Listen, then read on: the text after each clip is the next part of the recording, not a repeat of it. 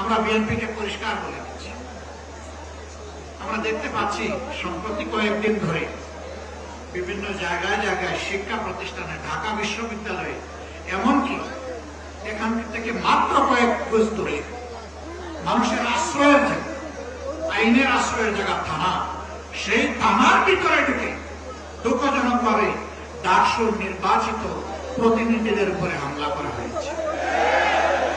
বার্তা পরিষ্কার। যেদিন তারা গণভোটের রায় অস্বীকার করেছেন, আমি বলেছিলাম বিএনপি আজকে থেকে ফেসিবাদের পথে যাত্রা শুরু করবে। এইটা ফেসিবাদ।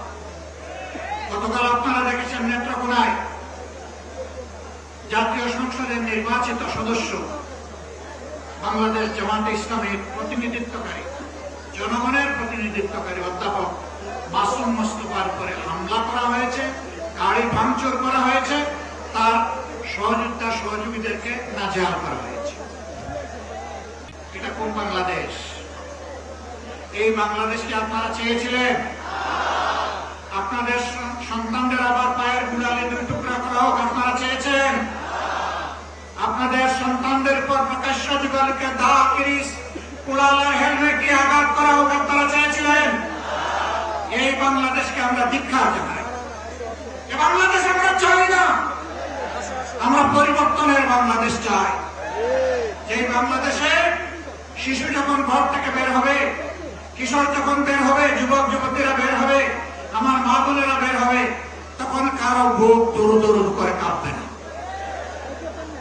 তারা নিরাপত্তার সাথে বের হবে, কাজ শেষ করে আবার নিরাপত্তার সাথে করে দিবে। আমরা ওই বাংলাদেশ চাই। আমরা শিক্ষা প্রতিষ্ঠানে আমাদের সন্তানদের হাতে দা, কিরিস, কুড়াল দেখতে চাই না। আমরা খাতা এবং কলম দেখতে চাই। আমরা কোন আদুবাই দাদুবাই শিক্ষা প্রতিষ্ঠানে গিয়ে আমাদের সন্তানদের উপর সরিগুড়া আমরা এটা দেখতে চাই না। এই সংস্কৃতি বন্ধ করতে হবে।